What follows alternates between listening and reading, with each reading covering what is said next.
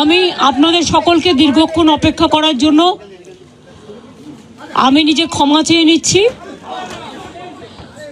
কিন্তু আমাদের মিটিং চলেছে প্রায় 6টা থেকে 12টা, মানে 6টা থেকে প্রসেস শেষ হতে এখন ঘড়িতে কটা বাজে?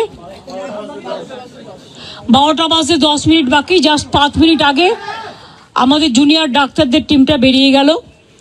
ওনাদের পক্ষ থেকে 42 জন সাইন করেছেন। এখানে আপনারা দেখতে পাচ্ছেন মনোজ পন্ত আমাদের পক্ষ থেকে chief secretary, government of West বেঙ্গলের পক্ষ থেকে মিনিটসে সই করেছেন, এবং ডাক্তারদের পক্ষ থেকে, জুনিয়র ডাক্তারদের পক্ষ থেকে 42 জনের প্রত্যেকেই তারা তাদের সিগনেচার করেছেন। আমি আমাদের যে হোয়াটসঅ্যাপ গ্রুপ আছে নবান্নের, আমার সাথে আমার চিফ সেক্রেটারি মনোজ পন্ত, আমার সাথে আমার হোম সেক্রেটারি নন্দিনী, আমার সাথে ডিজি পুলিশ বেঙ্গল রাজীব কুমার, আমার সাথে চন্দ্রিমা আমার এমওএস হেলথ, এবং অবনীশ যে আমাদের আন্ডার সেক্রেটারি সে ছিল। তাছাড়াও অনেক অফিসাররা এবং অনেক বন্ধুবান্ধবরা, মানে যারা কাজ করেন সারাক্ষণ প্রশাসনের, ওদের দেখভাল করার জন্য ছিলেন। যা সিদ্ধান্ত হয়েছে তা পুরো নবান্ন থেকে পাঠিয়ে দিতে ডিটেলস আমি অভিনন্দন জানিয়েছি যে তারা আজকে এসছেন এবং বসেছেন বলে, এবং আমরা উভয় পক্ষই খুশি যে আমরা এতক্ষণ ধরে বিস্তারিত আলোচনা করতে পারলাম বলে।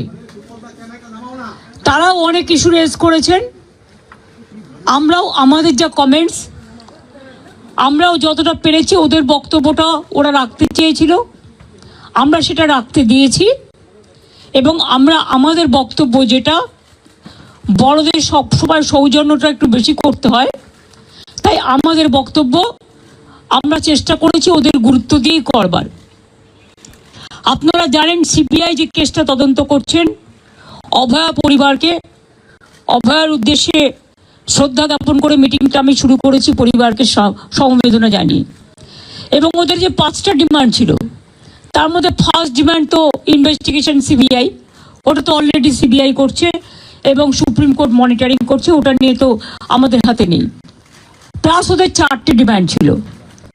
4টে ডিমান্ডের মধ্যে যেটা ছিল যে মেল ওরা আমাদের করেছে, একটা হচ্ছে 3টে নাম দিয়েছিল ফ্রম হেলথ ডিপার্টমেন্ট, একটা ডিএমই, একটা ডিএইচএস, আর একটা হেলথের প্রিন্সিপাল সেক্রেটারি। আমরা ওদের বোঝালাম যে একসাথে যদি পুরো ঘরটা খালি করে দেওয়া যায় তাহলে অ্যাডমিনিস্ট্রেশনটা চলবে কি করে। সুতরাং আমরা ওদের কথা মতো ডিএমএ এবং ডিএইচএসকে সরাবার সিদ্ধান্ত নিয়েছি, এবং তাদের সম্মানজনকভাবে, এর থেকে উচ্চ পোস্ট ওদের আর কিছু হয় না। তো যাই হোক, যে একজন ডিএমই হতে পেরেছে বা ডিএইচএস হতে পেরেছে, এবং তারা যথেষ্ট জাস্ট হয়েছে, নতুন বেশি দিন হয়ওনি, কিন্তু যেহেতু ছাত্রছাত্রীরা বলছেন ওদের প্রতি আমাদের আস্থা নেই, তাই তাদের ব্যাপারটাকে গুরুত্ব দিয়েছি। বাট এটাও ঠিক, আমি কিন্তু ডিএমইকে বা ডিএইচএসকে আমরা কাউকে অসম্মান করিনি, কিন্তু ওদের বিরুদ্ধে যেহেতু চিকিৎসকদের ক্ষোভ আছে এবং তাই ওদের দাবি মেনে নিয়ে আমরা বলেছি এই দুজনকে সরানোর সিদ্ধান্ত আমরা নিয়েছি। 3 নম্বর হচ্ছে ওদের যেটা ডিমান্ড ছিল 4 নম্বর, 3টের মধ্যে 2টো করলাম। আর 4 নম্বর ডিমান্ড যেটা ছিল সিপি বিনীত গোয়েলকে সরিয়ে দেওয়ার জন্য।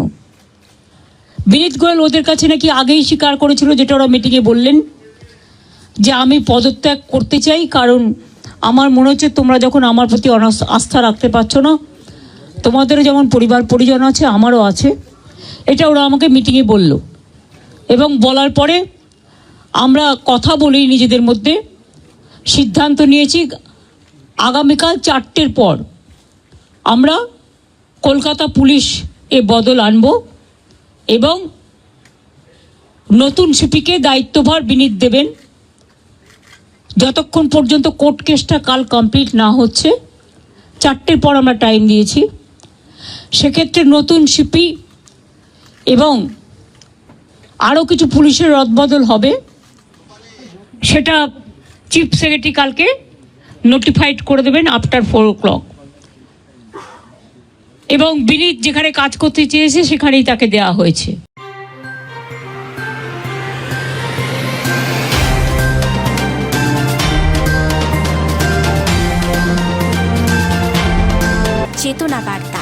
জেগে থাকে, জাগিয়ে রাখে।